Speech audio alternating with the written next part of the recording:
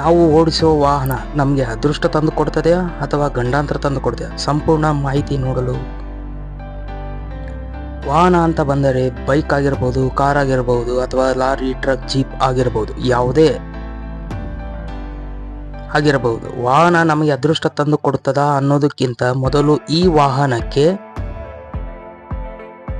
ಅಧಿಪತಿ ಯಾರು ಅಂತ ತಿಳಿದುಕೊಳ್ಳಬೇಕು. ಕಬ್ಬಿಣಕ್ಕೆ ಅಧಿಪತಿ ಗ್ರಹ ಶನಿ ಗ್ರಹ ಅಂತ ಕರಿತೀವಿ. ಜ್ಯೋತಿಷ್ಶಾಸ್ತ್ರದ ಪ್ರಕಾರ ವಾಹನಗಳು ತಯಾರಾಗೋದು ಕಬ್ಬಿಣದ ಲೋಹದಿಂದ. ಅಂದ ಮೇಲೆ ವಾಹನಕ್ಕೆ ಅಧಿಪತಿ ಶನಿ ಅಂತ ಆಯಿತು. ಶನಿ ಅಂದರೆ ಎಲ್ಲರೂ ಕಷ್ಟ, ದುಃಖ, ಮರಣ, ನಷ್ಟ ಅಂತ ತಿಳಿದುಕೊಂಡಿದ್ದಾರೆ. ಅದು ತಪ್ಪು. ಶನಿ ಗ್ರಹ ಕರ್ಮದ ದೇವರು ಅಂತ ಕರಿತೀವಿ. ನಾವು ಒಳ್ಳೆಯದು ಮಾಡಿದರೆ ಶನಿ ಗ್ರಹ ಒಳ್ಳೆಯದು ಮಾಡ್ತಾನೆ, ಕೆಟ್ಟದು ಮಾಡಿದರೆ ನಾವು ಕೆಟ್ಟದು ಮಾಡ್ತಾನೆ. ಇಷ್ಟೇ ಹೊರತು ಶನಿ ಗ್ರಹ ಕೆಟ್ಟವನು ಅಲ್ಲ. ಕೈಯಲ್ಲಿರುವುದು ಬೆರಳುಗಳು ಹೀಗೆ ಒಂದೇ ಥರ ಇರುವುದಿಲ್ಲ, ಹಾಗೆ ನವಗ್ರಹಗಳು ಒಂದೇ ಥರ ಇರುವುದಿಲ್ಲ. ಶನಿ ಗ್ರಹಕ್ಕೆ ಸೂರ್ಯ ತಂದೆ ಆದರೂ ಜ್ಯೋತಿಷ್ಶಾಸ್ತ್ರ ಪ್ರಕಾರ ತಂದೆ ಮಗನಿಗೆ ಆಗಿ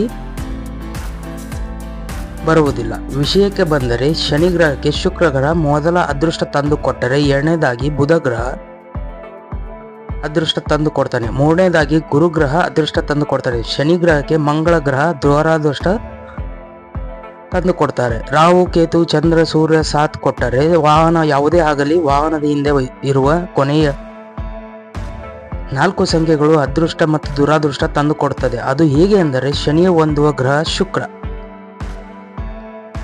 ಮತ್ತು ಬುಧ ಅಂದರೆ ಶುಕ್ರ ಅಂದರೆ 6 ಬರುತ್ತದೆ, ಬುಧ ಅಂದರೆ 5 ಬರುತ್ತದೆ. ವಾಹನ ಹಿಂದೆ ಇರುವ ಕೊನೆಯ 4 ಸಂಖ್ಯೆಗಳು ಒಟ್ಟಿಗೆ ಕೂಡಿಸಿದಾಗ ಬರುವ ಸಂಖ್ಯೆಗಳು ಶನಿಗೆ ಮಿತ್ರ ಗ್ರಹ ಅಥವಾ ಅದೃಷ್ಟ ತಂದು ಕೊಡೋ ಗ್ರಹ ಆಗಿದ್ದರೆ ಅದೃಷ್ಟ ತಂದು ಕೊಡುತ್ತದೆ, ಇಲ್ಲ ಅಂದರೆ ಗಂಡಾಂತರ ತಂದು ಕೊಡುತ್ತದೆ. ಅದಕ್ಕೆ ನಾವು ಆಯ್ಕೆ ಮಾಡುವ ವಾಹನ ಮತ್ತು ಸಂಖ್ಯೆಗಳು ನಮ್ಮ ಜನ್ಮನ ಕುಂಡಲಿ ಅನುಗುಣವಾಗಿ ಇದ್ದರೆ ಅದೃಷ್ಟ ತಾನಾಗೆ ಹುಡುಕಿಕೊಂಡು ಬರುತ್ತದೆ ಪ್ರೀತಿಯಿಂದ. ಇನ್ನೂ ಹೆಚ್ಚಿನ ನನ್ನ ವಿಡಿಯೋಗಳು, ಮಾಹಿತಿಗಳು ತಿಳಿಯಬೇಕಾದರೆ ನನ್ನ ಯೂಟ್ಯೂಬ್ ಚಾನಲ್ ಸಬ್ಸ್ಕ್ರೈಬ್ ಮಾಡಿ, ಲೈಕ್ ಮಾಡಿ, ಶೇರ್ ಮಾಡಿ. ಪ್ರೀತಿಯಿಂದ ಧನ್ಯವಾದಗಳು. ನಮಸ್ಕಾರ.